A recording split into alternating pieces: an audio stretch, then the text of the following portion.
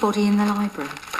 I mean, Professor Peach in the library with the lead piping. Welcome once again to the Tin Dog Podcast. Did you miss me? Yeah. Anyway, this week I'll be talking about episode 5.7, The Unicorn and the Wasp, and also about the mid-season promo trailer that was shown just before the Eurovision Song Contest. Again, like last year, I was all ready to release a Tin Dog podcast reviewing the Eurovision Song Contest as if it was an episode of Doctor Who, but I must admit, the whole thing was just a travesty, and I honestly think that Bosnia-Herzegovina's song should have won. But who am I to judge? I'm just the voices in your head. And so onwards to The Unicorn and the Wasp. A lot of people really like this story, and another lot of people really don't like this story, probably for the same reasons. You see, before us we have a very nice, pseudo-historical story. The Doctor and his companion get to meet yet another author. This is referred to in the text. They even refer back to Mark Gatiss' wonderful story from Season 1, or 2005, or whatever you want to call it. And I must admit, Donna's reference to Enid Blyton having tea with Noddy made me laugh. This is the calm before the storm being the end of the series. It was a bubblegum episode. It was well executed, exceptionally well acted, some fantastic performances. It was great to see Henry Jago returning to Doctor Who, looking as though he'd made some sort of deal with Dorian Gray. Felicity Kendall managed to pull off a fantastic performance. In fact, the only thing that could be even remotely described as a weak performance was from the cheery, chirpy Cockney jewel thief. That probably had more to do with the way she was directed to act than the choices as an actress. No, my problems with this story are genuinely that I don't know how to think about it. It will never be my favourite Doctor Who tale, and I don't have the same sort of problems with the science fiction elements as some people do. The man turning into a wasp, making the noises with his mouth, I can live with. The romance between the giant wasp and Felicity Kendall is the staple of science fiction throughout the years. Again, I have no problems. I think my real problems come from the wibbly-wobbly screen effects, the flashbacks, the way that the murder mystery genre was toyed with. Now, I know there's been Mickey takes of Agatha Christie stories for as long as there've been Agatha Christie stories. Great films like Clue, based on the board game Cluedo, which again is based on the same sort of thing, and Murder by Death have all covered this sort of ground before.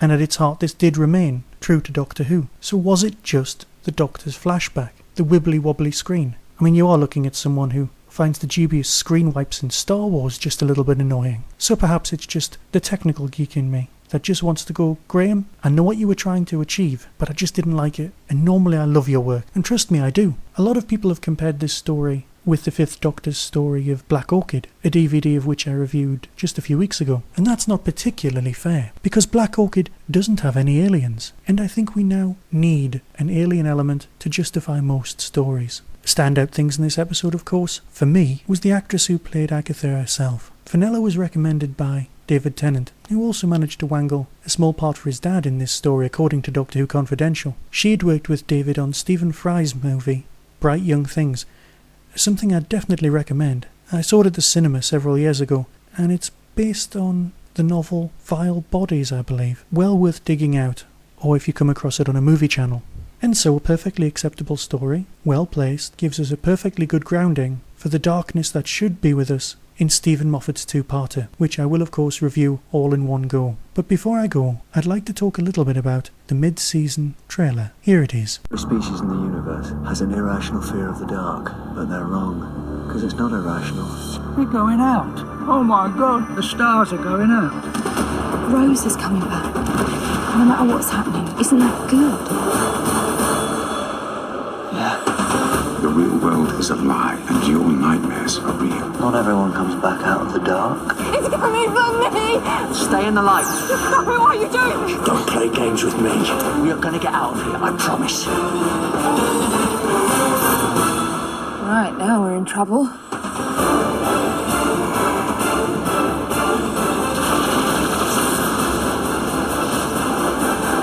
It's only just beginning.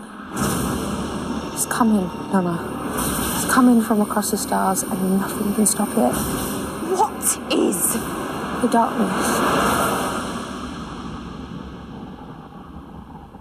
It's great to see Bernard Cribbins back, and of course you get to hear some wonderful things about the stars vanishing and the darkness growing. Now whether that links with the shadows in the library, or whether it's a more obvious darkness of a Dalek Empire or Dalek War, I'm sure we'll find out very shortly. But the obvious things worth mentioning are that the Daleks are back, again. That's something I'm not completely okay with, because we've had them every season. The thing most people are talking about is that lone Dalek-like figure at the end of the trailer. Is that Davros? Many of you of course are saying yes, of course. But let's play the game for a moment, shall we? The thing in the darkness has one blue light where an eye stalk or single glowing blue eye would be. Why would a Dalek be in shadow? The Dalek base itself isn't exactly like Davros's old chair. But then again, Daleks don't look like Daleks exactly anymore. The thing worthy of mentioning is some people have taken the photograph at the end, blasted it with light, and seen what you can see. And the answer is very little. You see, the BBC in their wisdom didn't just turn the lights down.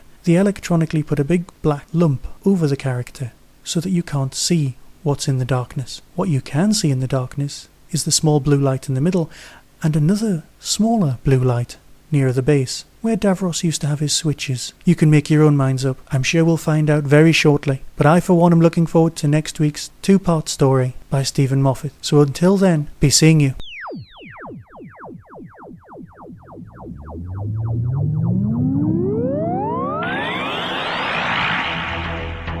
You have been listening to the Tin Dog Podcast.